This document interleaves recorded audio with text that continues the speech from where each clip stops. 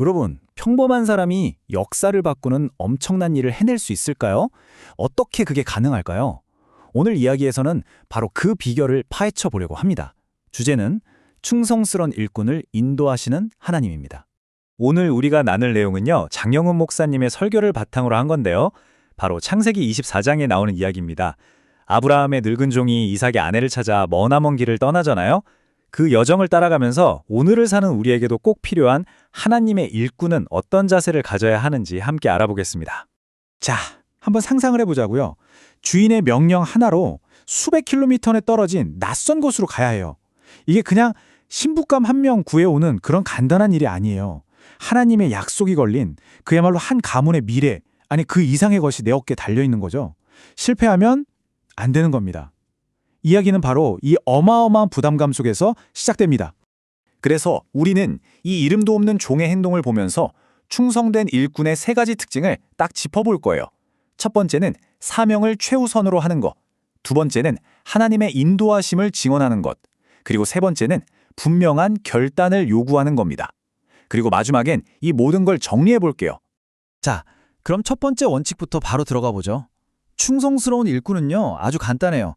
자기 편한 것보다 맡겨진 사명을 먼저 생각한다는 겁니다. 어찌 보면 모든 위대한 일의 시작이 바로 이거죠.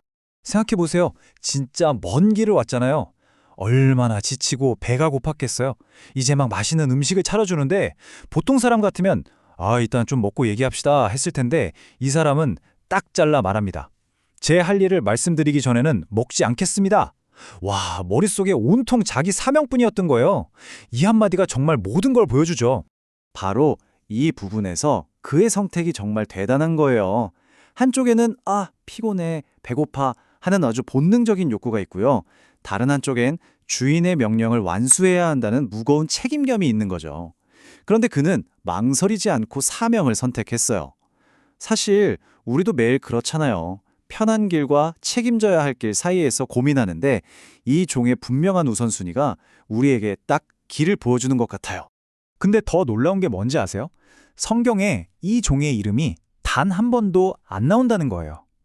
자기를 소개할 때도 그냥 저는 아브라함의 종입니다 라고만 해요.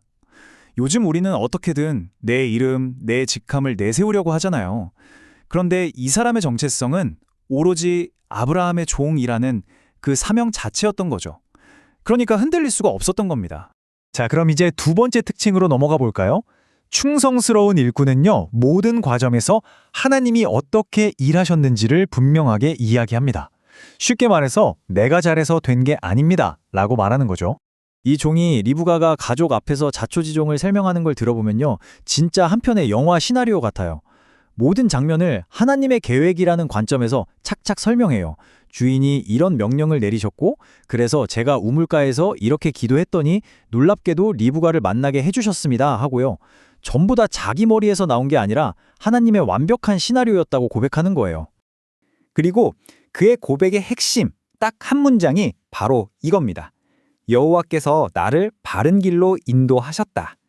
여기서 바른 길이라는 게 그냥 지도 보고 잘 찾아왔다 이런 뜻이 아니에요. 하나님의 뜻에 딱 맞는 그야말로 가장 완벽하고 정확한 길로 이끌어 주셨다는 뜻입니다. 모든 공을 하나님께 돌리는 거죠. 그러니까 이 종의 태도에서 우리가 배울 점이 세 가지가 있는 거예요. 첫째, 모든 일을 우연이 아니라 하나님의 일하심으로 본다는 것. 둘째, 내 능력이 아니라 하나님의 은혜 덕분이라고 말하는 겸손함. 그리고 마지막으로 하나님이 하신 일을 다른 사람 앞에서 자신 있게 말하는 용기. 이 세 가지입니다. 자, 이제 마지막 세 번째 특징입니다. 충성스러운 일꾼은요, 애매한 걸 싫어해요. 어물쩍 넘어가지 않는다는 거죠. 상대방에게 확실한 결정을 요구해서 일을 딱딱 앞으로 진행시킵니다.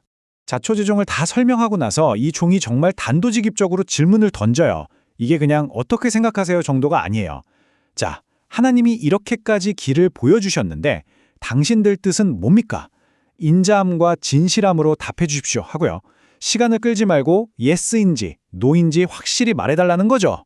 심지어 이렇게까지 말해요. 만약 생각이 없으시면 그것도 확실하게 말해주세요. 그래야 제가 다른 길을 찾죠. 이게 정말 대단하지 않나요? 거절당하는 걸 두려워하지 않는 거예요.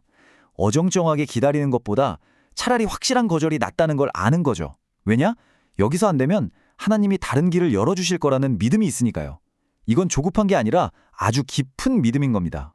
이런 단호한 태도를 보면 마치 엘리야가 갈멜산에서 언제까지 둘 사이에서 머뭇하려느냐고 외쳤던 장면이 떠오르지 않으세요? 믿음의 길이라는 게 또 우리가 하는 중요한 일이라는 게 때로는 이렇게 애매함을 끝내고 딱 결단을 내려야만 앞으로 나아갈 수 있다는 걸 보여주는 거죠. 자, 그럼 오늘 살펴본 내용을 한번 정리해 볼까요? 이 충성스러운 일꾼이 보여준 3가지 자세가 무엇이었는지 다시 한번 딱 짚어보겠습니다. 바로 이 3가지였죠. 첫째, 내 편안함보다 사명을 먼저 생각하는 헌신. 둘째, 내가 잘한 게 아니라 하나님이 이끄셨다고 말하는 겸손.